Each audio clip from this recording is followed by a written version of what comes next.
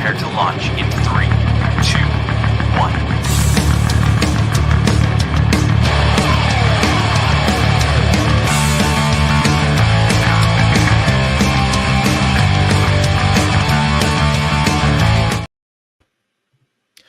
Hello, everyone. Tyler James here with a comics launch. We have a special live stream presentation for you. In a minute, I'm going to be bringing on two wonderful guests, and we're going to talk about some exciting initiatives that they have going on. Before I do that, though, I do want to give a couple of just quick housekeeping announcements as we sort of get out into the stream. If you're tuning in live, please share and like and do all of that signal boosting if you can, so we can get this message out to more creators. But a few things that I want to just call out is first, I'm actually I have an event I'll be going to in a couple of weeks. On November 15th, there is a Kids Con convention. Yes, it's a comics convention specifically for kids. So I'll be there setting up the C is for Cthulhu brand and representing them. And it's a really fun event. It's been running strong. Our topic today is going to be on women in comics, and Emily Druin, who's this was the brainchild of her, has been running this for several years now, and it's really taken on a life of its own. So hopefully I will see some of you there. So that's announcement number one. Announcement number two is I've got a Kickstarter campaign rolling with my friends John Lees and Alex Cormick. It is for Sync the start of volume 4. It's a Halloween special episode. You can check it out at comicstribe.com/sync. And this is a campaign that I'm excited about, not just because it's perfectly timed with the holidays, but also it was a campaign that allowed me to try some new strategies to get to sort of help reverse a trend of sort of diminishing backers. And with 55 hours to go, we've already landed like over 100 more backers than the last Sync campaign. And hopefully, we're going to crush 500 plus, and maybe get over $30,000 in funding. So I'm excited for just how this is going.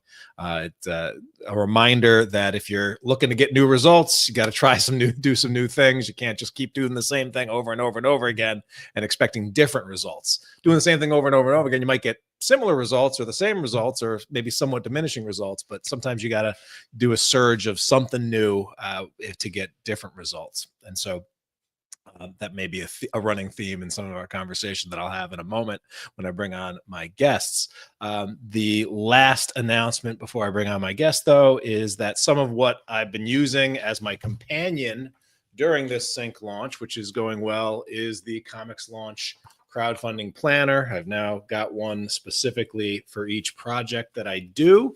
And this is just a way to not only sort of stay organized and make sure that I'm not forgetting to check all the boxes when I'm in the middle of a launch, but it's that record of, hey, what the heck did I do during a launch, so that you can reflect on that and get better with each and every launch.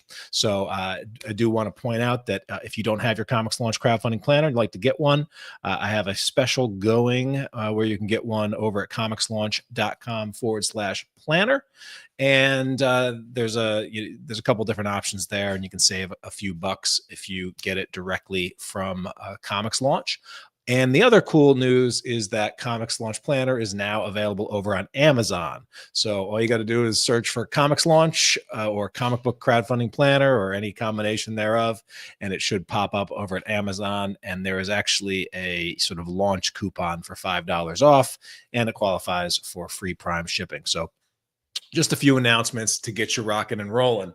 I also want to thank some of the folks from my community that left a review over there for the planner. It was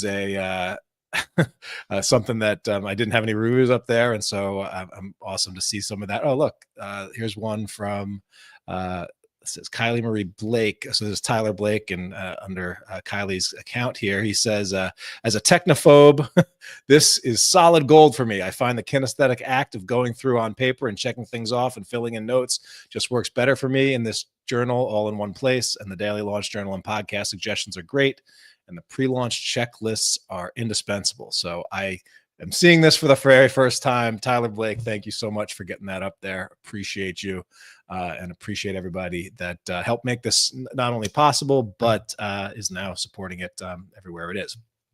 All right.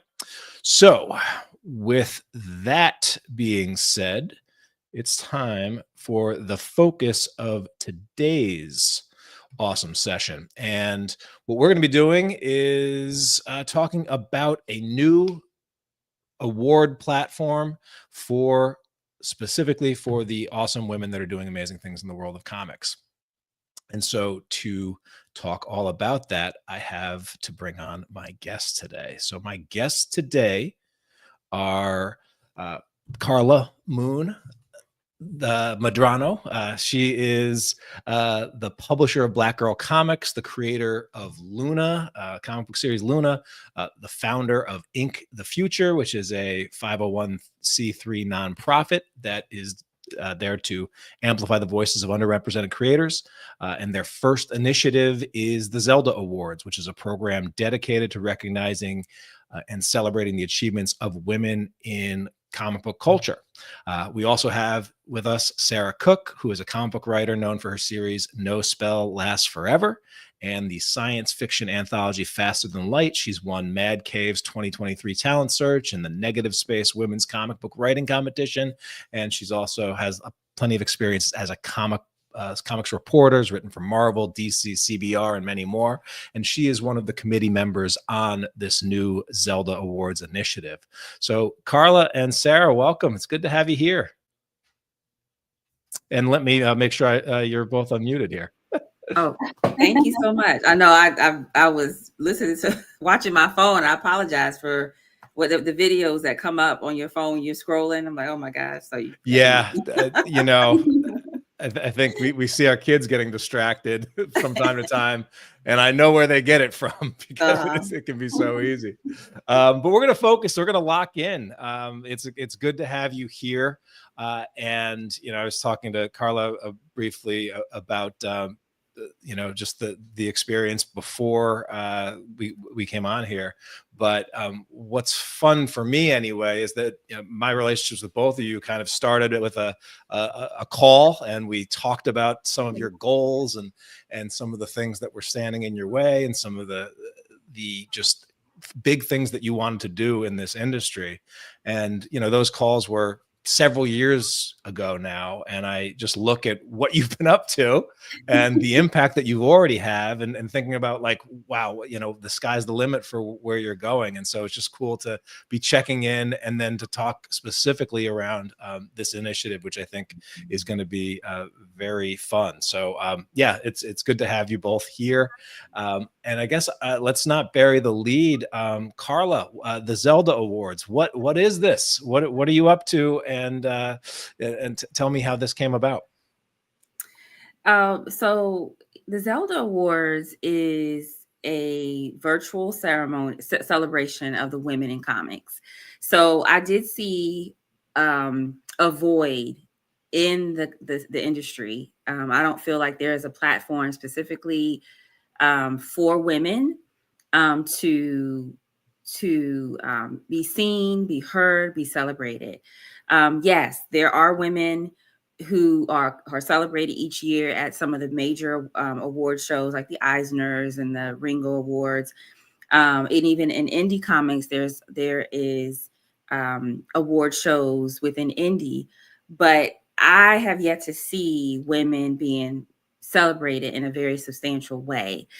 We have writers, we have editors, we have letterers, colorists who are doing the work and shaping comics, but they're not really talked about or even, you know, celebrated. So the awards show came about, you know, one night I was like, I'm just going to just do my own virtual award ceremony, even if it's just me, even if it's just acknowledging the women in my ecosystem. That's what I'm going to do.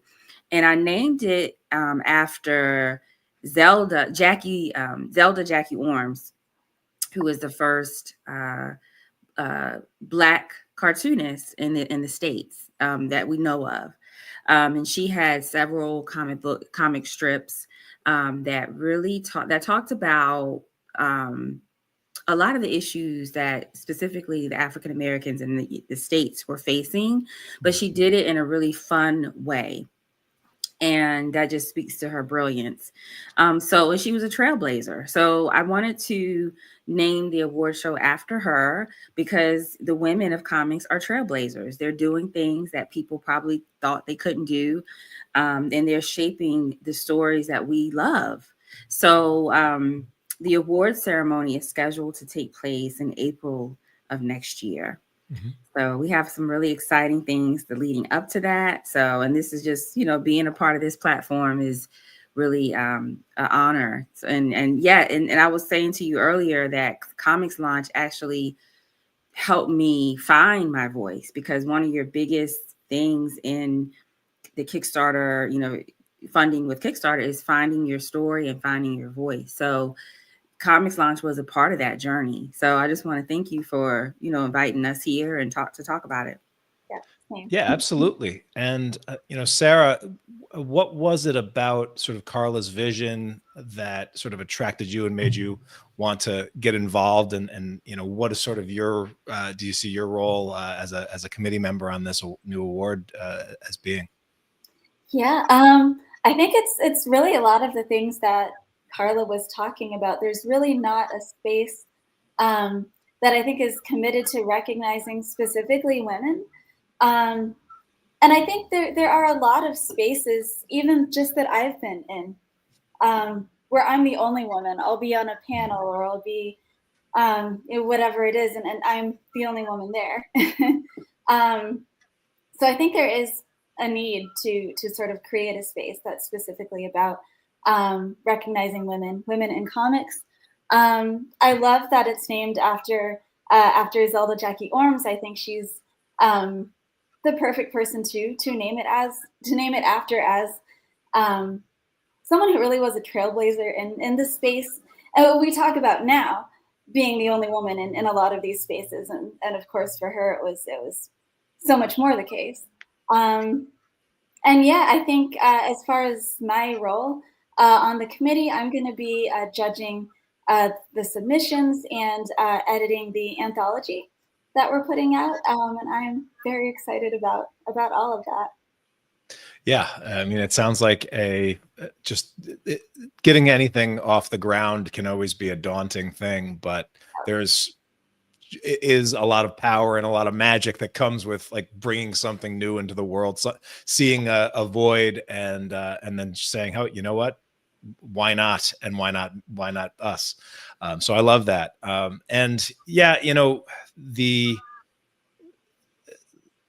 women in comics is one of those things, like it's kind of a cliche that every convention needs to have like a women in comics panel. And it is one of those things where, like, on the one hand, when I think about like creators that reach out to me to be on the podcast, it is definitely predominantly men. My community, and the Comics Launch, the people that ended up joining tend to be mostly men. But I will say the women that are willing to step into these spaces and come and ask great questions and engage, like, they tend to really be outliers and go-getters and do big things. So I always have to try to remind myself to make sure that I'm going out of my way to make this a welcoming space for the women, because I think they then inspire others to get in there. But also, when I look at like younger readers, or even some conventions, like, while it might be something like, still like 70-80% of the people behind the tables tend to be men, like more and more I see more younger readers with that might be more 50-50 in terms of convention attendees and like people reading the comics readers from young folks. So I think it's very important that the message gets sent to young girls that there are many women that are out there that are creating this stuff so that they see themselves not just in the consumption, but also in the creation paths. What are you all seeing, and what kind of reaction did you get, Karla, initially as you started to put this idea out into the world? Nothing but love, nothing but love. The first call I did was for the committee members. So, Sarah was, I think I reached out to Sarah. I reached out to her to see if she wanted to help me with this. And then I put out a call for committee members. And so there in total, it's about 8 of us. And I want to say Andrea Rose Washington, Melissa Massey, who is also part of Comics Launch, Jocelyn Shore. Oh, thank you. Carolyn, and Keisha, and Mary. So we are, and I think a little less than 8. So, and they have been really great. We have a meeting tonight to talk about the nominations. And I mean, they just been a blessing because I'm not able to do this on my own. And then we had Comics Wellspring. Sarah actually put us in touch with Comics Wellspring to talk more about becoming a sponsor. So I want to send a shout out to Comics Wellspring. They will be helping us with a few things behind the scenes, but their biggest role will be this anthology, printing this anthology that Sarah has graciously volunteered to edit and put together. Tell me more about the anthology. What I know Sarah has ample anthology experience with your Faster Than Light book that you've been kickstarting. But where does the anthology fit in with the awards, and who is participating, or how are you pulling that together? So we're still kind of putting together some of the details for the anthology. Talking about that tonight, actually. But we're going to be putting our work into it, and pulling together work from other women as well. We're figuring out if it's going to be perfect bound, how many stories we're going to be including. So that's all still to be hammered out. Okay. And in terms of the awards themselves, and I'm curious, like, what are you thinking about as far as the categories that you want to call out, and as you're sort of pulling this together, what do you sort of see the live virtual event, and as you're starting to envision it, like, what's that all going to look like, and what should creators that are out there that are saying to myself, hey, I'm a woman in comics, or hey, I know some really good women in comics, like, what should people get ready to know about when it comes to sort of nominating and other things? So we first started off with a lot of categories because we were like, throw this in there. We want this, we want that. But after a meeting, we realized that we needed to narrow it down. So, the plan is to have a virtual ceremony that's under 2 hours. So we have our main categories are web comics, all genres. And then we have graphic novels, young adult, such as, the best graphic novel, horror, best fantasy. And then we have some legacy awards, such as, we would love to recognize women who have been in the industry for over 10 years.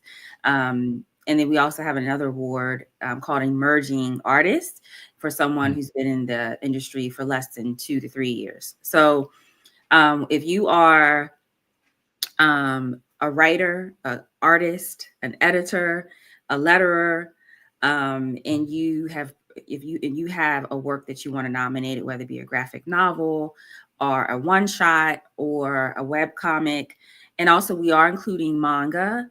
That's just one category this year. But hopefully, as the years go on, we can expand manga to be more genre specific. But yeah, if you fall into any one of those categories and you would love to nominate yourself or someone else that you feel should be recognized, then we will have a link on our website starting November 1st. And it's just a Google form. You can upload your link for us to look at it, or you can just name a project and the individual you want to recognize. So we've made it really super easy for you to nominate yourself or someone else. And that link will be available on the website starting November 1st. And nominations will be open for 2 months because, again, we have to get the word out. And this will allow enough time for people to either finish something up or, just come across it, because again, this is something very new and we need the word to go out that this is happening. So nice. Yeah. And I have, I've never had the opportunity to attend either like a Eisner or a Ringo award show. But I've definitely seen plenty of Oscars and watched plenty of other award shows out there. Like when you started to think about like, all right, putting together like a live online award ceremony, is there a particular vibe or touchstone or just like things that you're hoping to have when that goes live that you're excited about? Yeah, I mean, that's one of the things that we still are going to kind of do the run of the show. Like we're talking about that tonight if we have time. But we do tentatively have a really great host, Angelique Roach.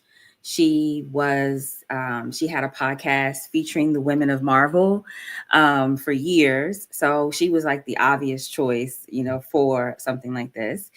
And, we would love to obviously honor the winners of the categories, but we would like to have, some 30-second,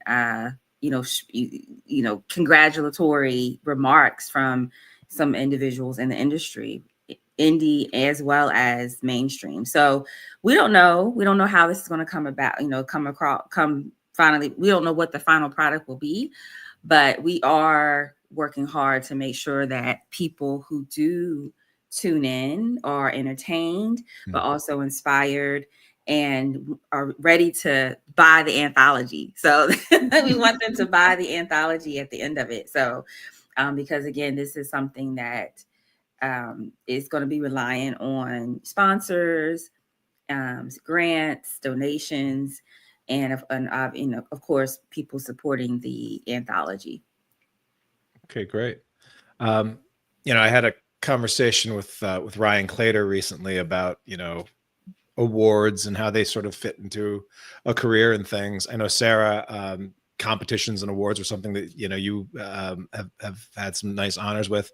And I'm curious, like, what do you sort of see as the value of participating or potentially putting yourself up for awards and nominations, as you're building a career? And then what do you hope that this reward ends up meaning to the eventual recipients of it or nominees?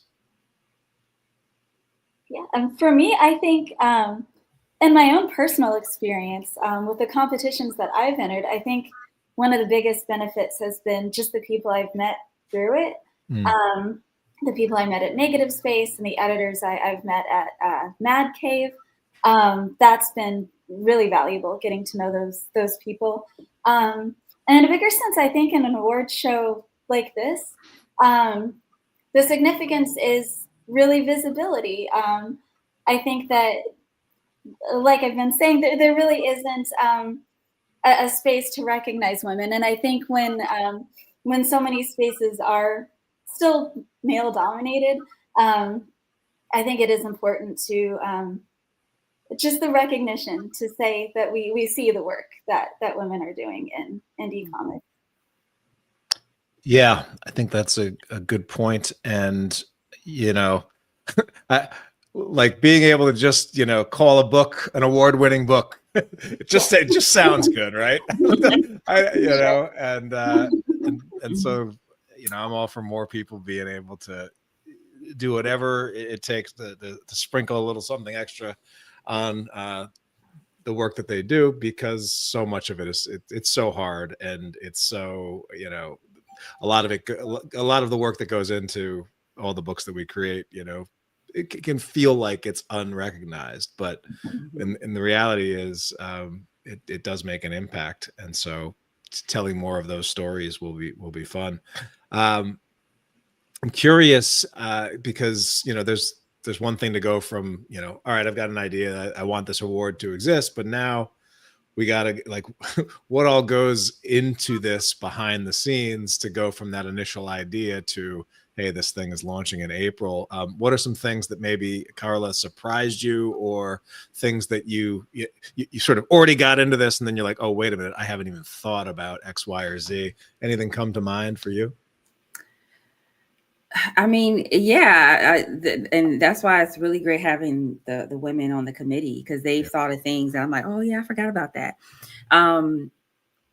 Even just simply as, the method we're going to let people know about the awards. I think someone, mentioned we definitely have to have a website. Oh yeah, we got to have a website.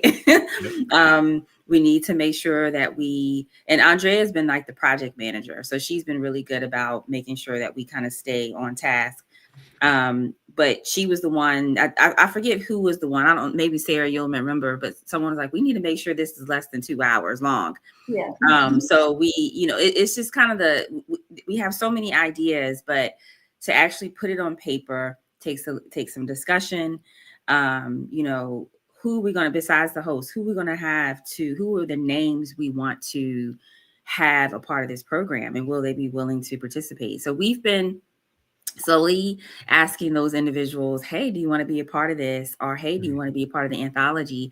And so, some have been yes, some have been maybe, some of, I don't know if I'm going to be in town, things of that nature. So, I think also too, that just the logistics of it all. So, how are we going to broadcast this massive event across the 6 or 7 of us that want to host it? Who's going to host it? So it's just a lot. And then also the actual footage, like the clips, like, how they do the nice little clips when they say, oh, this so-and-so's nominated, like who's going to create those things. And so we're just taking one thing at a time. Yeah. And we'll cross the bridge when we get to it. And hopefully by the year 2, we kind of have all these things like in a folder, like, okay, this is how we do this, this is how we do this. But right now it's a lot of discussion and okay, let's see what happens, so. Yeah, it's exciting, it's messy, it's figuring things out on the fly, and but you can always build from a successful run, and I think if you have the passion and good people, you're off to a really good start. I'm curious. So I know you do have some sponsors, but I don't know any nonprofit that wouldn't love more sponsors. And so, what are some ways that sponsors can potentially help, and what do you hope to be able to offer sponsors, and or what are some things or ways that you could potentially partner with sponsors? I know in some awards, there will be sponsors and they'll give out, or they'll donate certain products or prizes. Is there a prize component that you're hoping to provide for creators? What more can you say on that? So a lot, anything a sponsor wants to do. So of course, monetary is always, a great thing, but because we're so new, because people don't really know us yet, we're offering kind of a shared visibility. And so, for example, Comics Wellspring offered to create the foil, like almost like a cover, but a foil for the winners, as well as printing the anthology, and shared visibility on their page. So each post that I want to collaborate with them on, they accept it, and that boosts our visibility with their audience. Another one of our sponsors is movieposters.com. And it was actually, I was talking to David, who currently runs the movieposters.com company. It was started by his mom. So he's really aligned with the mission of the Zelda Award. So he will be printing a Woman of Comics poster that will align with the anthology. So it's kind of like that. It's the shared visibility as well as, the products that you want, maybe this community that supports women that you want to share. So yes, Comics Launch is invited to be a sponsor if you want to be. And we See can if we talk can about find that. something, Yeah, we something can that talk makes about sense. that, But yeah. behind the, at a later date. But it's really about shared visibility and what products or services do you feel could benefit our community. And in turn, your name will go in the anthology. We will constantly be sharing your name on our platforms. And hopefully that will be a start of a long partnership. Yeah, it's exciting. It's fun, and getting people involved and seeing where it goes from there, I think is going to be among the most interesting stuff that as you pull this together.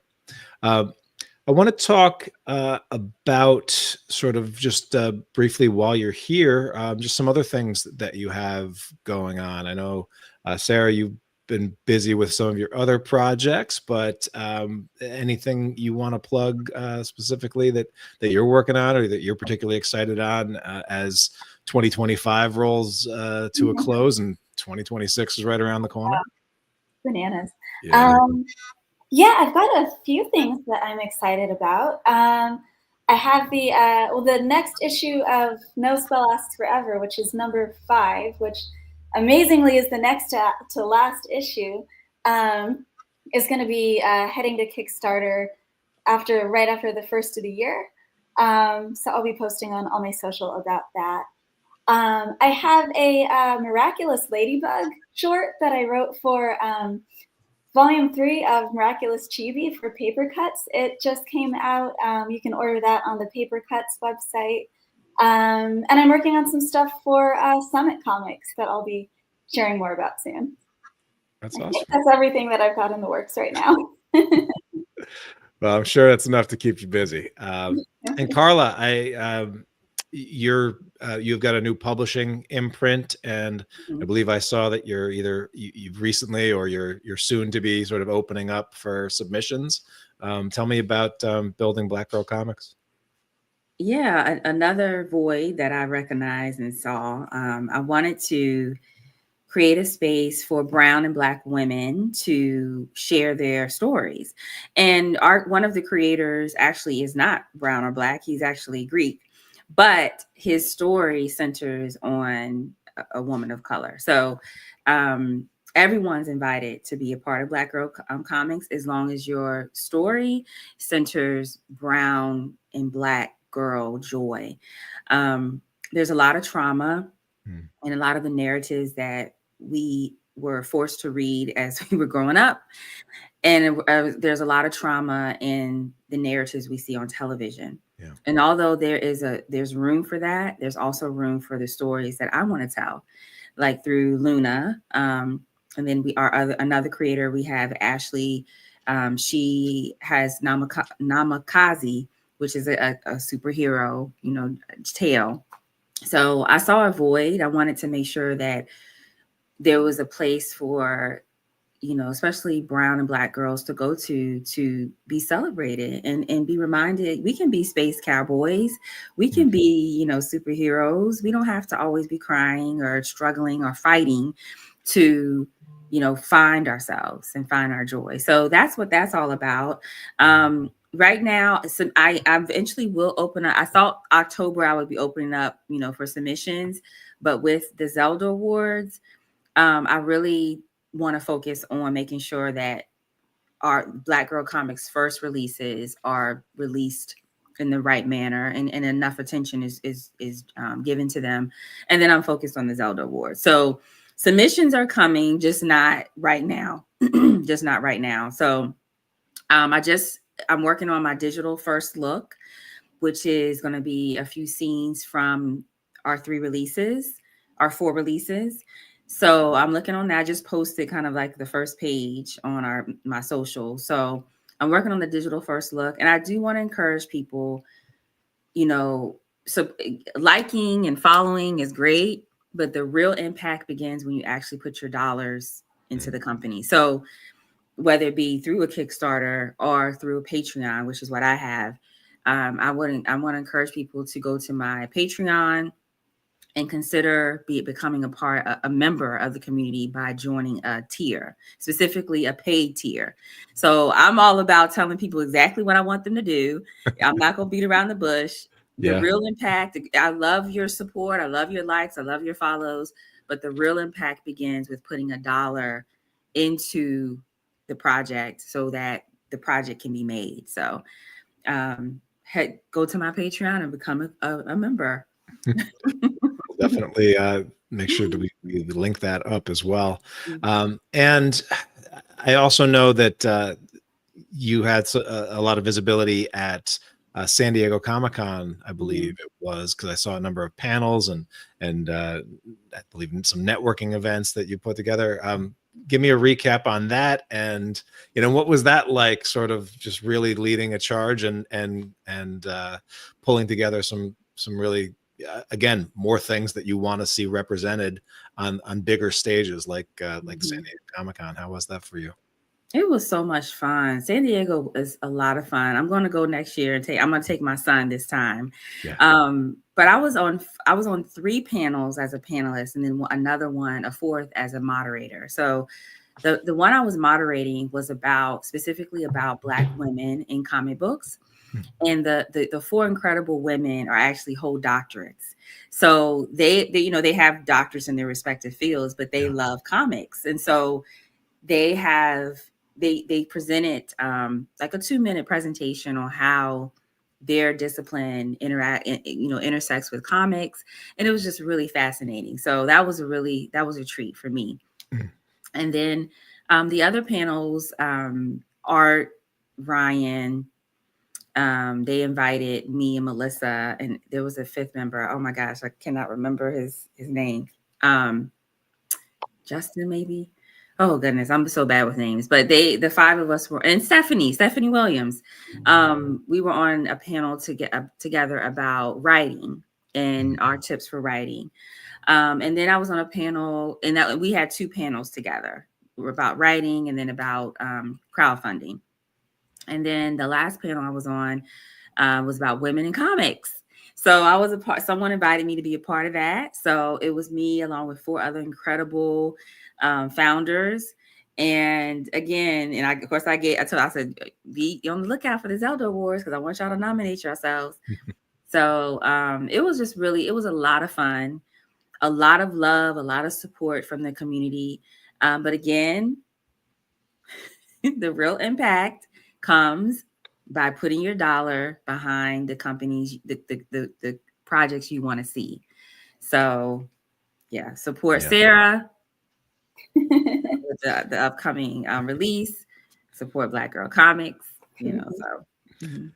Absolutely. And so if there's someone out there that catches this or listens to the podcast and has sort of been sitting on the fence, and maybe it's a female that's trying to get into the world of comics, but is still, for one reason or another, there's barriers in the way, or the perceived barriers in the way. I'm wondering if maybe Sarah and then Karla, one piece of advice that you would share with someone that's interested in getting into this world, interested in telling their stories, but has yet to take the plunge. Yeah, I think probably one of the most important places to start is finding community.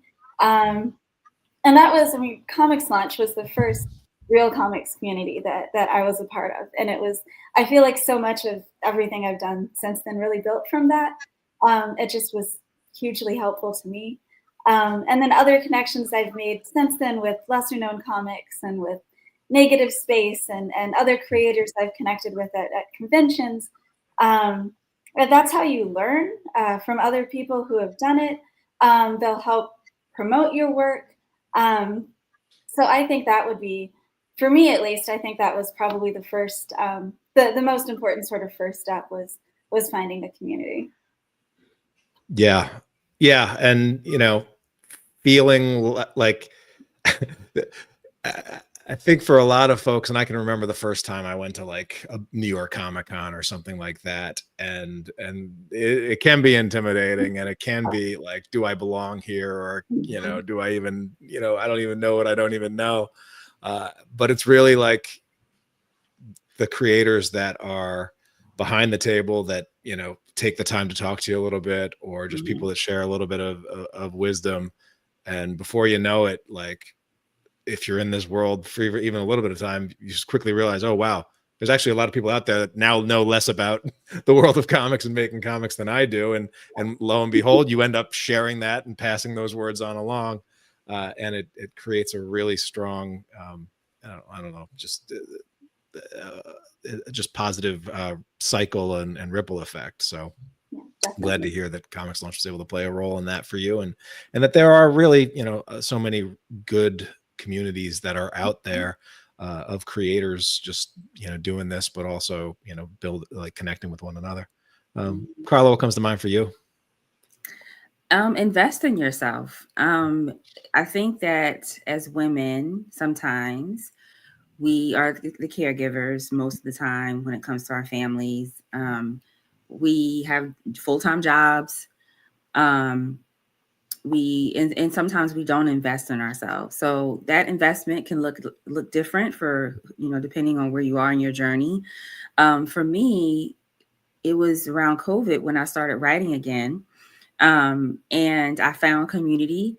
But I realized that there was still a lot that I didn't know about writing and comics. Even though I could write, I could tell a good story in my head.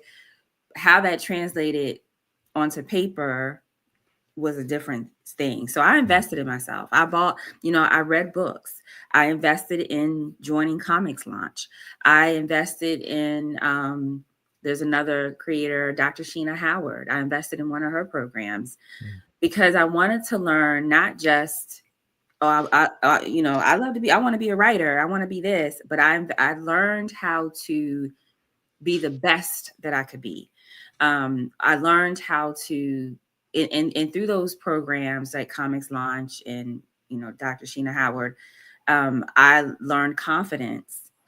I learned that I deserved a space in this industry.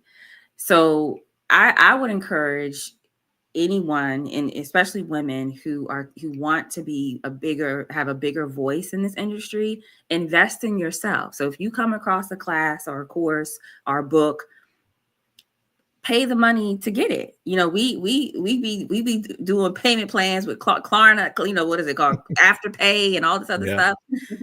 Invest in yourself.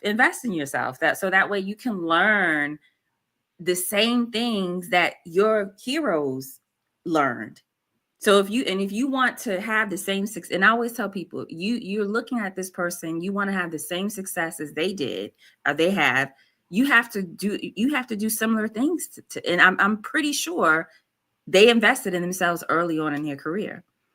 So I would encourage people to invest in themselves and, you know, learn what you need to learn in order to be a presence, you know, have a presence in this industry, because you can get swallowed up, you know, pretty quickly if you're not careful. So yeah, I think it's very good. That's just it's a good attitude to take, you know, and so much when we look at, you know, our priority, like we can all say what we prioritize and we can all say our goals, but if the two main budgets that we have, our time and our money, where that is actually going will actually reveal your true priorities and your true goals, because you know, when you do pay, you pay attention, and whether that's with your money or with your time, it's key. So and it's one of those things that I think ebbs and flows a little bit. Like I can even look at myself and it's just like, you know what, am I in a little bit of a rut here? Well, maybe that's because I stopped trying to learn something new, or or got a little bit too comfortable, or a little bit too in a consumption mode and not a growth mode, or challenging myself, or just around the same putting the same inputs over and over again. And so one of the best ways to get out of a rut, I think, is to put some new inputs in. And so I think that's just a good advice for any creator out there, whether you're just getting started, or if you're hit a plateau and it's like, all right, let's get some new results. Well, surround yourself with some new folks, some new voices, some new tools, some new skills, and lo and behold, you'll find yourself somewhere different this time next year. Well, I love it. I love everything you're up to. I hope I hope you have a new problem that arises, that you have too many submissions to sort through, too many worthy candidates, and that now you've got to figure out how to discover the best of the best. But if you are checking this out and you want to know more, the zeldaawards.org is a website that you can check out. We'll get all the links that you need. And I know that Sarah and Karla are easy to find online, and are very helpful and willing to chat and willing to reach out. So if you have questions, definitely connect with them, and we will be looking forward to seeing the Zelda Awards next year. But thank you. And you are invited. All right. Maybe I will get a tux. Thanks so much, Karla and Sarah, for being here and for everything that you're doing for the comics community, and especially shining lights on the great work that women are doing in this greater comics community. Appreciate you. Thank you so much for having us. All right. And thanks to everyone else that is tuning in live or catching the replay. We're rooting for you as well. And we can't wait to see what you launch next. Take care, everyone. Bye. Uh-huh.